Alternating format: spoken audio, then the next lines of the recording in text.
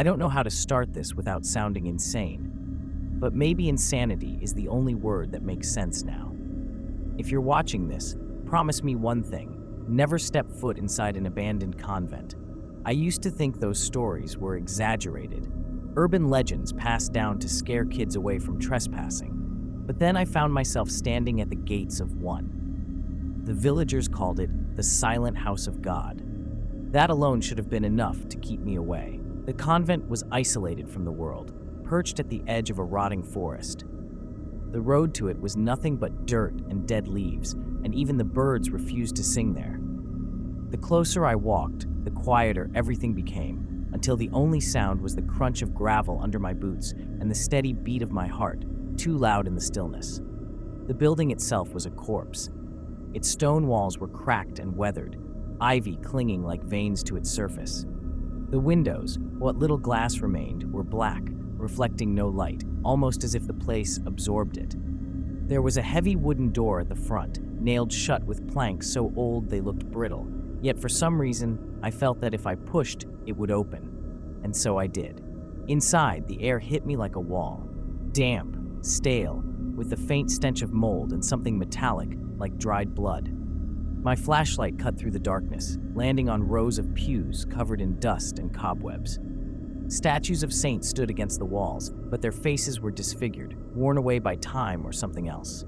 Their eyes were nothing but blank holes staring into me. I remember whispering, "Hello?" My voice sounded wrong, too loud in that cavernous silence. It echoed back, but not the way echoes normally do. It was delayed, like someone else repeated it a beat too late. I froze. Then came the first sound that told me I wasn't alone. A shuffle of fabric. Not from me, from deeper inside. I told myself it was just the wind, but my body knew better. My skin prickled, my breath caught, and every instinct screamed at me to leave. Yet something kept me rooted there. Curiosity, stupidity, maybe something darker. I moved forward, my flashlight trembling in my grip. The beam caught something carved into the wall near the altar. At first, I thought it was graffiti, but then I realized it was a symbol. An inverted cross surrounded by a circle of lines that looked like they'd been scratched in desperation. The stone around it was cracked, as if the symbol itself had scarred the building. That's when I heard it. A woman's voice, low, whispering. The words weren't in English, but they carried weight, syllables that felt heavy in my ears. It came from the side hallway, a passage swallowed in darkness. My throat was dry, my flashlight flickered, and then, out of the corner of my eye, I saw her, a figure in black, a nun's habit, standing perfectly still at the end of the hallway, her face hidden in shadow. I blinked. She was gone. But the whispering continued, and the air around me grew colder, as if the convent itself had just exhaled. I should have run. Every fiber of my body told me to turn around, push those doors open, and never look back. But something compelled me forward. The whispering grew louder as I stepped into the hallway. My flashlight shook in my hand, the beam slicing across rotting wallpaper and doors that seemed to breathe with the shifting shadows. Every few seconds, I thought I saw her again, the nun, always at the edge of the light, standing just far enough that I could never see her face. The corridor smelled of incense and rot, a sickening combination that made my stomach churn. I passed doors hanging from their hinges, revealing rooms that looked frozen in time. Narrow beds with rusted frames, prayer books open and decayed, crucifixes hanging upside down on the walls. One of them had been defaced, the Christ figure's eyes gouged out, blackened as if by fire. I whispered, "Why am I here?" Maybe I was asking myself, maybe the convent. I didn't expect an answer, but I got one. A voice, clear this time, and right behind me, whispered, "Because you were called." I spun around. My flashlight slashing across the hallway, empty, no one there. Yet the air was charged, heavy, as though something unseen filled the space with me. I hurried forward, each step echoing too loudly, as if the building itself amplified the sound. Then, without warning, the whispering stopped. The silence was unbearable, a crushing pressure that made my ears ring. I was about to turn back when I heard the sound of chanting. It came from below. I found a staircase hidden behind a broken wooden door. The stone steps spiraled down into the earth, each one slick with moisture. I felt the cold draft rising up, carrying with it the smell of rust and decay. My legs trembled as I descended, but I couldn't stop myself. Something was pulling me deeper, like invisible hands on my shoulders. At the bottom, I reached a vast underground chamber lit by dozens of candles, their flames flickering unnaturally, bending toward the center of the room. And there she was again, the nun. Her habit was tattered, soaked as if with oil or blood. Her face, God, her face. Gray skin stretched too tight over sharp bones, and her eyes glowed white like burning coals. Her mouth hung open in an endless scream, yet no sound came out. Around her, kneeling in the dirt, were other figures. Dozens of them, silent, their heads bowed, faces hidden beneath hoods. They were chanting without sound, their mouths moving in unison, their whispers somehow vibrating inside my skull.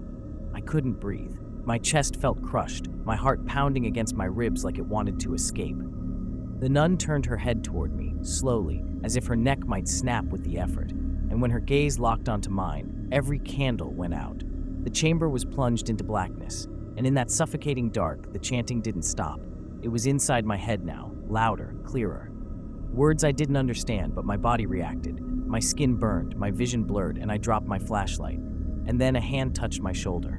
Cold, thin, unmistakably human. I froze. That hand on my shoulder, it wasn't just cold, it felt empty. Like touching the absence of life itself. I wanted to scream, but no sound came out.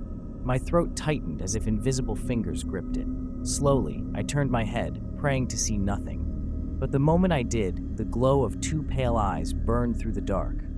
The nun. She was standing inches away from me, her mouth gaping wider than humanly possible.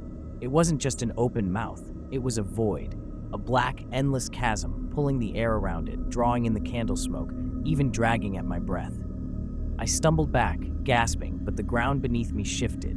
I wasn't standing on stone anymore. I looked down and realized the floor was covered in bones. Human bones. Skulls cracked and hollow, ribs scattered like broken wings. They crunched beneath my boots as I staggered, and each step echoed like screams trapped in the walls. The hooded figures around me began to rise. One by one, their heads lifted, revealing faces, or what was left of them. Empty sockets where eyes should have been. Skin peeled away, leaving raw, gaping holes. They weren't alive, they weren't dead, they were something in between, something bound to this place. And they all turned toward me. The chanting surged, deafening now, pounding against my skull like hammers. I clutched my ears, but it didn't help. It was inside me. Words I didn't know, yet somehow I understood. They were calling me, summoning me. The nun stepped forward, her eyes burning brighter, her scream void yawning wider. My flashlight flickered back to life for just an instant, casting her face into sharp relief. Her skin rippled as if something underneath pressed against it, trying to claw its way out. And then she spoke, not a whisper, not a chant, but a voice that shattered every part of me. Now you belong here. The hooded figures lunged, hands clawed at me, cold and weightless, dragging me down. I thrashed, kicked, screamed, but my voice was swallowed whole by the void of her mouth. My vision tunneled, my lungs burned, and the last thing I saw before the darkness claimed me was her face, smiling finally, as if she'd been waiting for me all along. I don't remember leaving. I don't remember how I got back to my car or how I ended up in my own bed. But I know this, I didn't escape. Not really. Every night since, I wake to the sound of chanting. Every mirror shows a little less of my reflection, and when I close my eyes, I see her waiting, mouth open, ready to swallow me again.